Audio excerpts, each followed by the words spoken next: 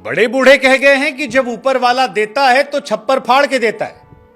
अब वो ये बताना भूल गए थे कि अच्छा वाला या बुरा वाला, क्योंकि हार्दिक पांड्या के साथ जो हो रहा है उससे देखकर यही लगता है कि ऊपर वाले ने थोक के भाव हार्दिक पांड्या की जिंदगी में मुसीबत छोड़ दी है। वो मैदान पर जाते हैं तो ट्रोल होते हैं, कप्तानी करते हैं तो ट्रोल होते हैं, ड्रेसिंग रूम में उनको वो रिस्पेक्ट नहीं मिल रही, सीनियर गेंदबाज सुनते नहीं, जूनियर वाले जो हैं वो रोहित शर्मा को लेकर स्टोरीज लगाते हैं। और सबसे बड़ी चीज कि उनके हाथ में जो था उनका बल्ला और उनकी गेंद या दिमाग, वो तीनों इस वक्त उनका साथ नहीं दे रहा। हाँ, ये सच है। देखिए ना, आप हार्दिक पांड्या बल्लेबाजी करने आए तो टीम की नैया डुबो गए। उसी वजह से ये ट्वीट निकल कर आया कि if the whole team is playing with a strike rate of 200, कप्तान जिसे कहते हैं कि लीडिंग फ्रॉम द फ्रंट होना चाहिए, वो टीम को पकड़े कैसे खींच रहा है। क्योंकि अगर 16 बॉल में अभिषेक शर्मा 50 ठोक सकते हैं, 18 में क्लासन 50 ठोक सकते हैं और 23 में क्लासन और 18 में ट्रेविस हेड, 24 में तिलक ठोक सकते हैं, तो फिर हार्दिक पांड्या के 20 बॉल पर 24 रन क्या हारने की वजह नहीं हो सकते?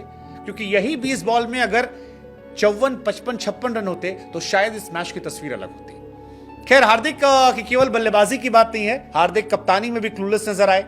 एक 17 साल के लड़के से पहला ओवर गेंदबाजी करवाना, 10 ओवर में जब स्कोर 160 के आसपास है तब तक जसप्रीत बुमराह से सिर्फ 1 ओवर करवाना, पावर प्ले में बुमराह का सही से इस्तेमाल ना करना, खुद गेंदबाजी करने की उनकी जो इच्छा है वो शायद मुंबई इंडियंस को डुबो रही है।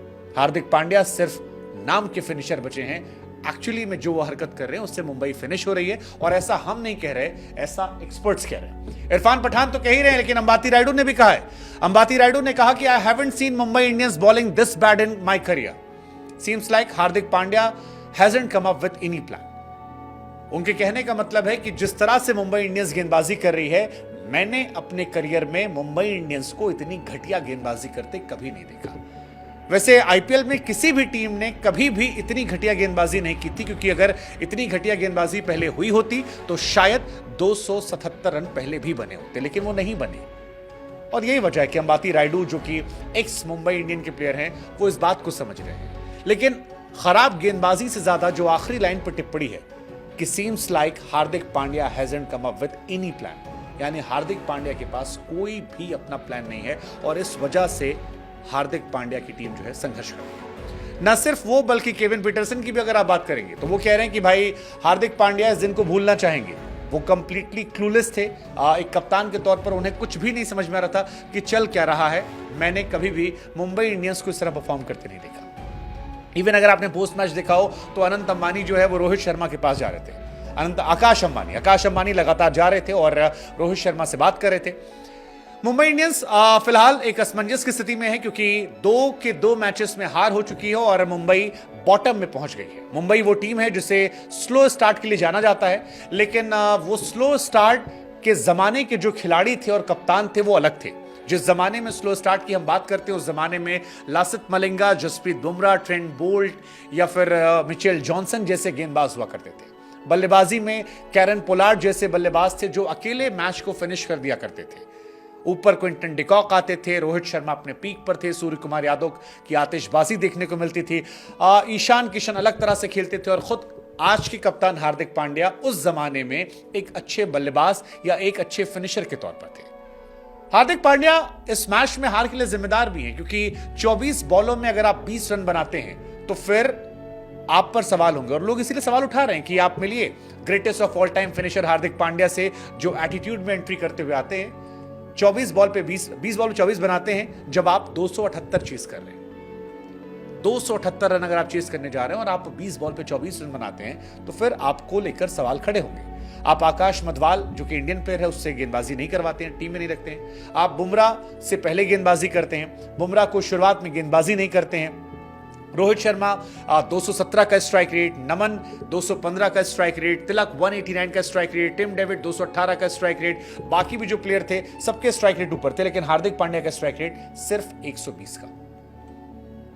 पहले क्लूलेस कैप्टेंसी, उसके बाद 20 बॉल पर 24 रन, तब जब टीम को 18 प्लस हर ओवर में बनाना था। शायद यही वजह है कि मुंबई इंडियंस के फैन जो हैं जब भी हार्दिक की तस्वीर या मार्क बाउचर की तस्वीर देखते हैं स्क्रीन पर, वो रोहित रोहित चिल्लाते हैं। बट हार्दिक पांड्या क्या यहां से कम बैक कर पाएंगे? क्या हार्दिक पांड्या वाकई में टीम इंडिया में भी जगह डिजर्व करते हैं?